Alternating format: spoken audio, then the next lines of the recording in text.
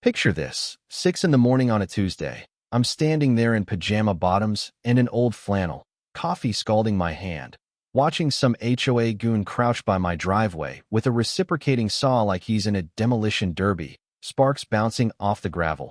The shriek of metal so sharp it feels like the lake itself is groaning in protest.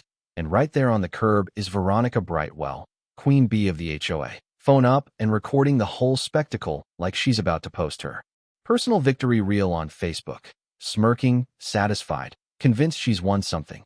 And I'll tell you right now, in that exact instant I knew she had no idea what kind of storm she'd just called down on herself. Because this wasn't about rules or fines or even money. This was about Martha, my late wife, and the promise I made her, and you don't break that kind of promise without consequences. Let me back up a second. Before all this nonsense, I was living the kind of retirement most people dream of.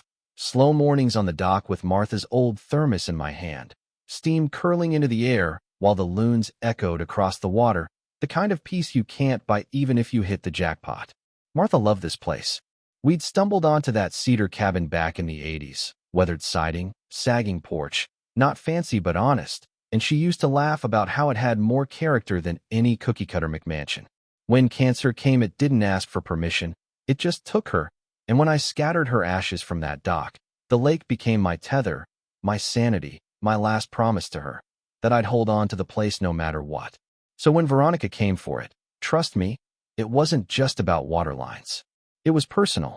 Now, Veronica, how do I put this? If you took every HOA horror story, rolled them into one, then gave it a law degree, a clipboard, and a white BMW, that's her.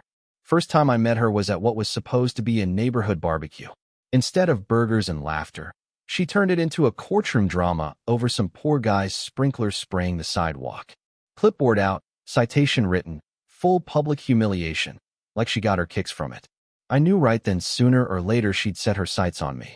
And sure enough, my very first HOA meeting should have been my last. I walk in, and every eye in the room cuts my way like I dragged mud in off her precious marble floors. Veronica opens with, "You must be the gentleman with the rustic cabin," voice dripping with disdain. Next 45 minutes were mailbox heights, unauthorized bird feeders, nitpicking nonsense, until she dropped the real bomb, water usage compliance. She pulled out a fat folder, started reading off rules about retrofitting wells, monitoring usage, all while staring dead at me like I was the poster child for noncompliance. Thing is, I'd spent 40 years designing water systems for the county.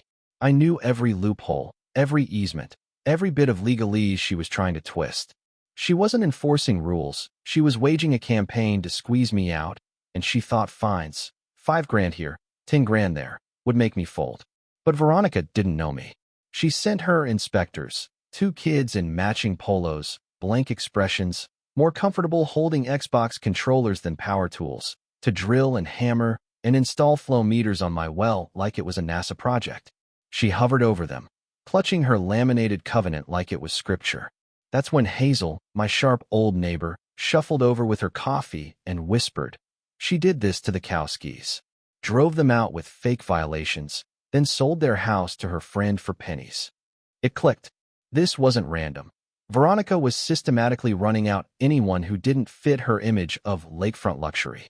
So I did what any stubborn retired engineer would do. Dug into the courthouse archives, pored over property records, studied the HOA charter line by line until I found my silver bullet. My cabin, built long before the HOA existed, was grandfathered in, immune to her retroactive nonsense. I drafted a polite but deadly letter, stacked with legal citations, copied half the county, demanded she remove her equipment and cease harassment. Did she back down? Not a chance. She doubled down, threatening letters, wild accusations that I was draining the aquifer, whispering to neighbors that I was stealing their children's water. Then came her big move, an emergency meeting packed with newcomers, her preaching about old-timers like me being environmental criminals. But I was ready. I walked in with a laptop, projector, and 40 years of data, charts, aquifer levels, proof my well tapped a separate water table. Veronica tried to silence me, but once the slides lit up, her story unraveled. And then, the twist. Big Frank Kowski, Vietnam vet, built like a bulldozer, stood up and told everyone what Veronica had done to his family. One by one others joined in, veterans, families, elderly folks, sharing their stories of harassment and fines. The room turned. Veronica's grip cracked. But instead of retreating, she went nuclear. Lawyered up, filed injunctions, accused me of polluting the lake. Local paper painted her as a crusader and me as the stubborn old crank. I didn't flinch. Demanded official testing, her expense. Results? My system cleaner than half the neighborhood. The kicker? Testing revealed her own septic leaking into the lake. And then, here's where it got delicious. That survey unearthed a forgotten gem in my deed. A perpetual easement granting me control over the main water line supplying every single house on the lake, including hers. 40 years of building systems, and I'd been sitting on the one card that could end this war instantly. So I built my little dream team. Janet from the County Water Authority, Frank as coordinator, Hazel running intelligence, Dave the hardware guy for backup. We staged it carefully, spread rumors I was surrendering, let Veronica taste victory. Packed house at the next meeting, press, county officials, even the sheriff in the back. Veronica strutted in with her handyman, ready to cut my water. She asked for my last words. I stood, opened my battered briefcase, and laid out the easement documents, maps, county letters, calmly asked, "Anyone ever check who actually controls this water line?" Pin drop silence. Janet stepped up, confirmed it official. Veronica cracked.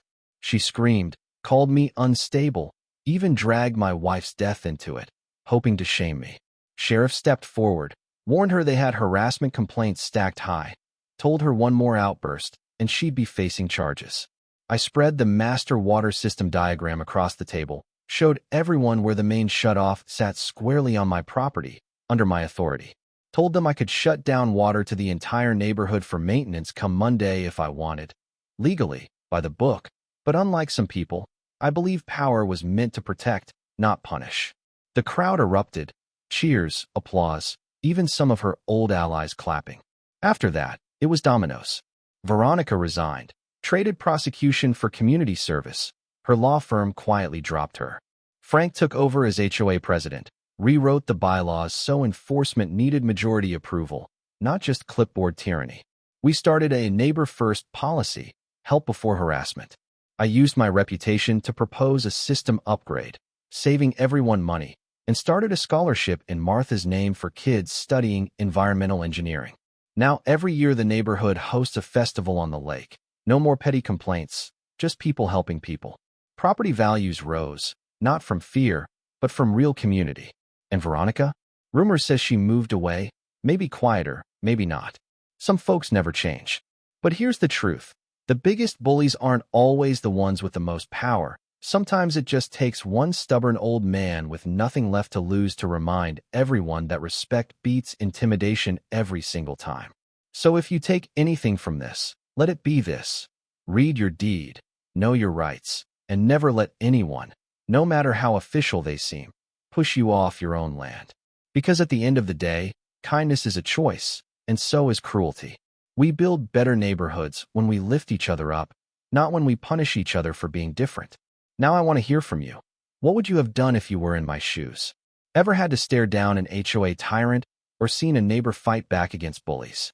Drop your stories in the comments. Let's see how many of us believe justice belongs to the people, not just the rule makers. And hey, stick around, because next week, well, let's just say the story about my neighbor trying to steal my driveway with adverse possession is one you don't want to miss. Yeah, that happened.